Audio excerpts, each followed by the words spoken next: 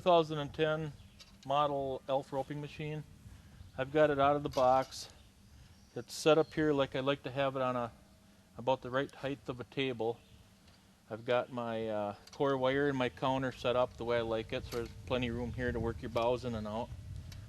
I've got a spool of wire on here, but let me just show you the setup here.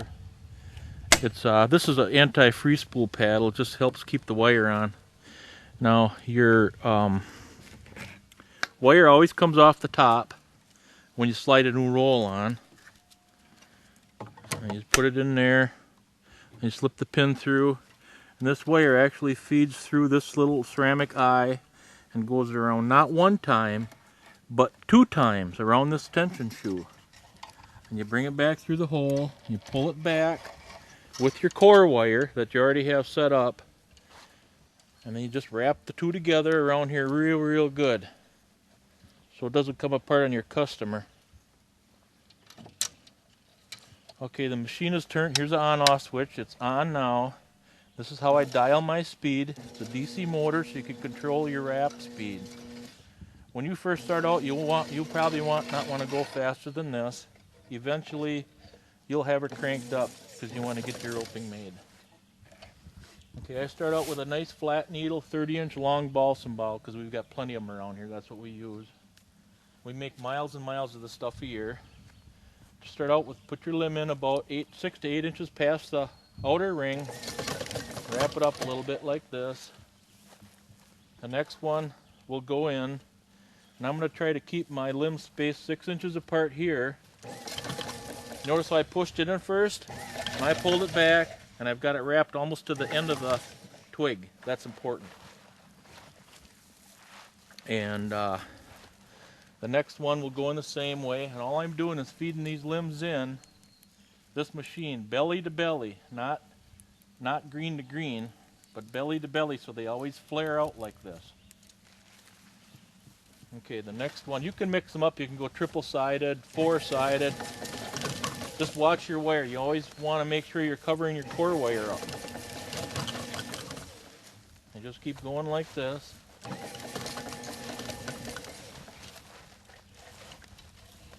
After a couple days, you'll be able to do this by not even looking at the machine. Don't be afraid to put a little wire on it. You want it to stay together. You don't want it to fall apart. This motor is on rubber mounts. Everything is rubber.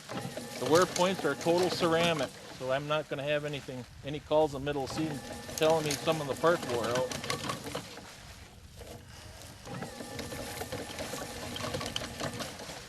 Now you should be able to get 1,000 feet a day when you're first starting out, maybe 300 or 400. That's probably because you're doing like I'm doing right now. You're watching the wheel go around and not going to get your other limb to get going on it. That machine should almost constantly be moving like this all the time. When that's wrapping, you're looking for your other limb already.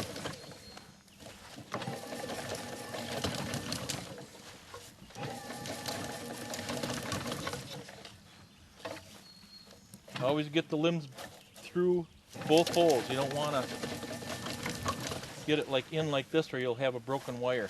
And if it does break, it's real easy to reset up. It's not a big deal.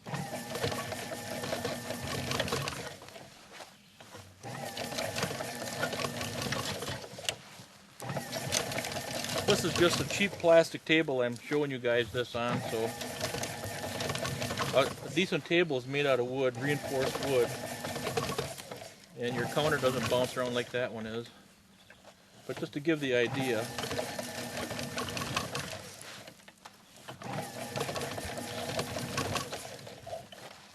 This will weigh a half a pound a foot when it's complete. All my roping weighs a half a pound a foot.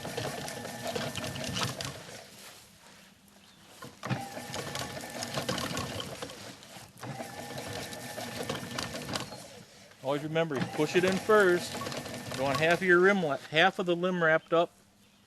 You don't want more than that, or you'll end up with just nothing but a rope. You want to see nice, fancy tails. You want it relatively rigid, and it should look something like that. It's a nice, even product. Like I said, we make miles of it. Never have a complaint. I'll wrap a little more up here for you. Yeah.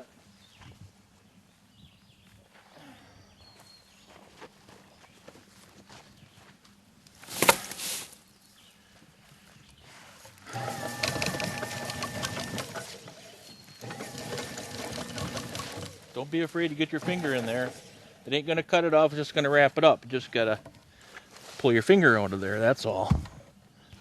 The first time you do that, it'll be a shock to you. The second time you won't. You probably won't do it the second time. You probably won't do it the first time.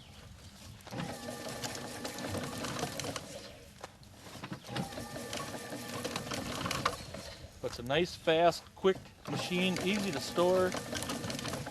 I manufactured it with very minimal moving parts, a lot less to break down.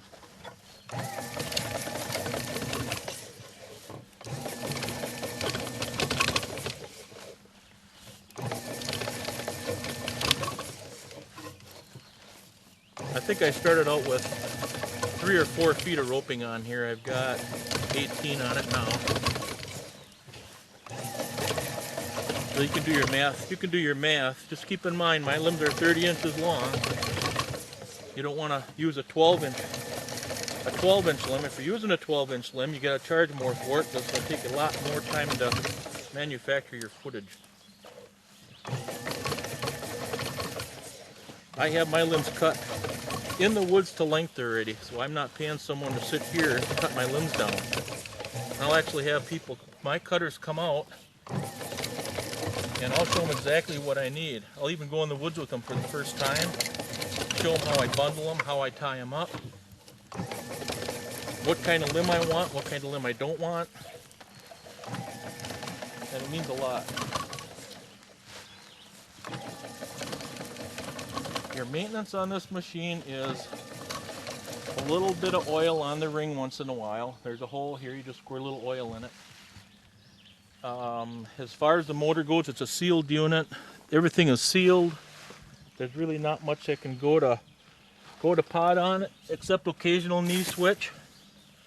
That's this little switch down here. It's not a big deal of a switch. I can send you one out the same day you call. But they do give out too, like everything else. Okay, when I'm finishing up, I wrap it up a couple more times around the end, like that.